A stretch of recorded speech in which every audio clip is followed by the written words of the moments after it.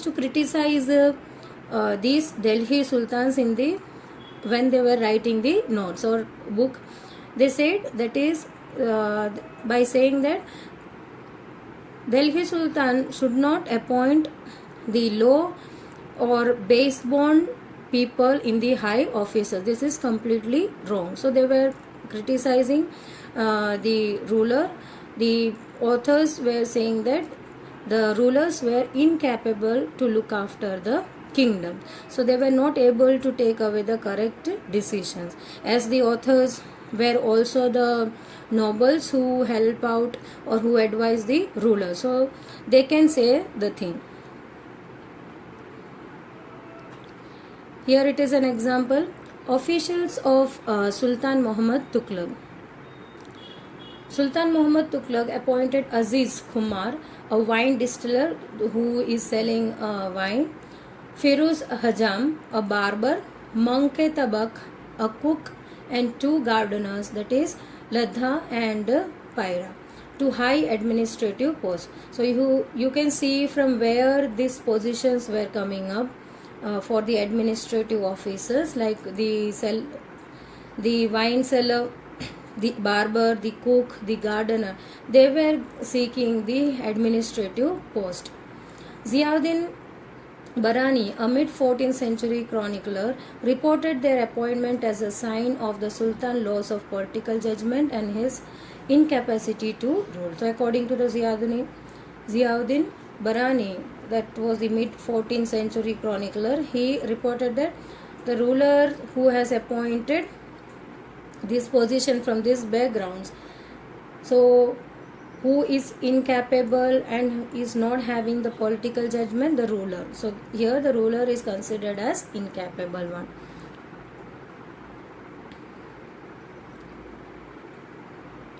Ikta system.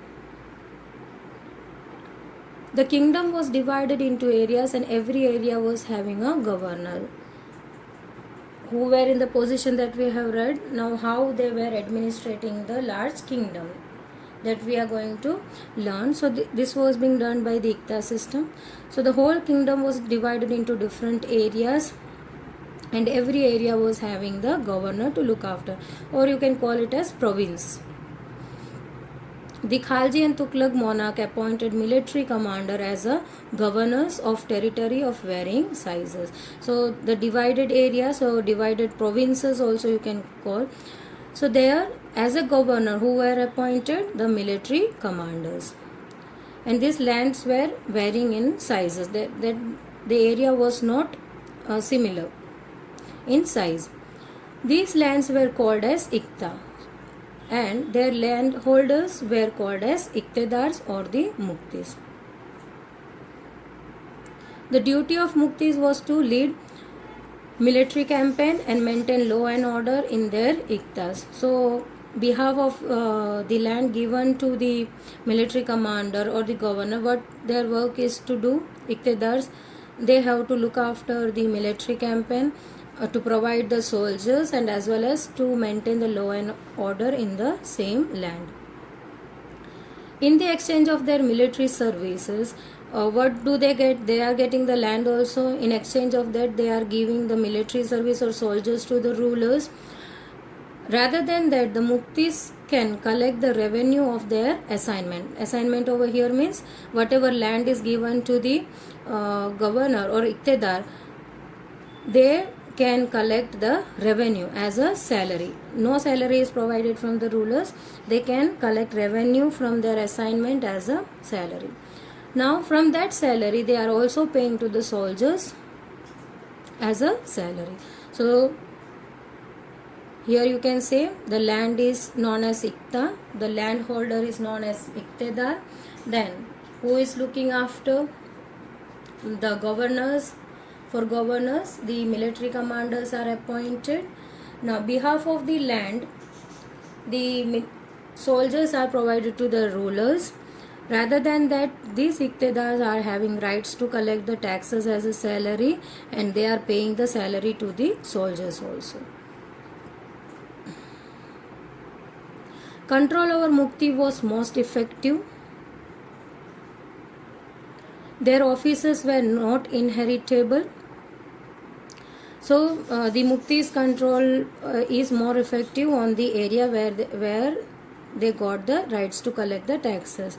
So these officers were not inheritable. It means after him the next position would not be given to his son. So it is called as not non-inheritable region. Iktas were not region, sorry, position. Iktas were assigned for the short period of time and they are shifted to the another ikta. So this iktas which is given to the iktedars, it is given for only a shorter period of time. Then they are shifted to the other ikta. For what purpose it is being done? To stop the corruption, or they will also gain the more power. So to stop that, the rulers used to change their iktas in shorter period of time. Accountants were appointed by the state to check the amount of revenue collected by the muktis. So it is not like that the muktis will collect by their own will. All the accountants were appointed, so their collection could be checked. Mukti has to take the taxes which is prescribed by the state, and that he kept the required number of soldiers. So here Muktis were asked to collect the amount what is being said by the state or prescribed by the mentioned by the state, and even they should provide the required number of soldiers to the rulers. As the Delhi Sultan brought the hinterland of the city under their control, they forced the landed chieftain, Samanta, aristocrats and rich landlords to accept their authority. So how they were controlling the regions? By hinterlands and after making the garrison town. So as they brought the hinterlands under their control, so that region, from that region, the landed chieftains or the Samantas, aristocrats, the ruling class or the rich landlords, they were forced to accept the authority of the Delhi Sultans. Alauddin Khalji brought assessment and collection of land revenue control under the state control. The rights of local chieftain to leave taxes were cancelled and they were also forced to pay the taxes. Later on, Alauddin Khalji changed the system. So local chieftain used to collect the taxes. Now they were asked not to collect it, but instead of that, the Alauddin Khalji asked the chieftain to pay the taxes. So they were collecting two-way taxes from the peasants. They were collecting taxes, and even the chieftains or the chief also have to pay the tax.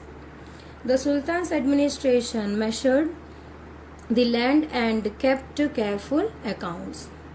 There were three types of taxes on cultivation, that is called as kharaj, that is amounting 50% of peasant produce on the cattle. First is kharaj, second is on cattle, and the third taxes is on houses. But large part of the subcontinent remained outside the control of Delhi Sultans. It was difficult to control distant provinces like Bengal from Delhi, and soon after annexing the southern India, the entire region became independent. So as we said, they were ruling from Delhi, so it is they are unable to look after the far away region, distant lands like from Delhi. They cannot look after the Bengal, and later on they started annexing the southern India, so that is also too far. So the entire region become independent as they were not able to look after the vast region what they have conquered. Even in the gigantic plains, there were forested area that Sultanate forces could not penetrate. Local chieftains established their rule in these regions, so they were not able to control these regions. Sometimes rulers like Alauddin Khalji and Muhammad Tughlaq could force their control in these areas. They were successful in one time, but only for a shorter period of time. Later on, again, this was being controlled by the local chieftain. The Mongols under Genghis Khan invaded Transoxiana in the northeast Iran in 1219, and the Delhi Sultanate faced onslaught soon after. So the Alauddin Khalji and the Muhammad Tughlaq has to face the attack of Mongols, that is under Genghis Khan. So first they have attacked in the northeast Iran in 1219. Later on, they attacked on the Delhi Sultan. Mongols' attacks increased during the reign of Alauddin Khalji and the early years of Muhammad Tughlaq's rule. This forced the two rulers them to mobilize large standing army in Delhi, which posed a huge administrative challenge. So the challenge how they have faced, that we are going to learn in the next video. That is the comparison between the Alauddin Khalji and Muhammad Tughlaq, how they have taken the step, how they have faced the Mongols attack, how they came up from this attack, what were their administrative measures. Everything we are going to cover in the next video. Till then, stay tuned. Thank you.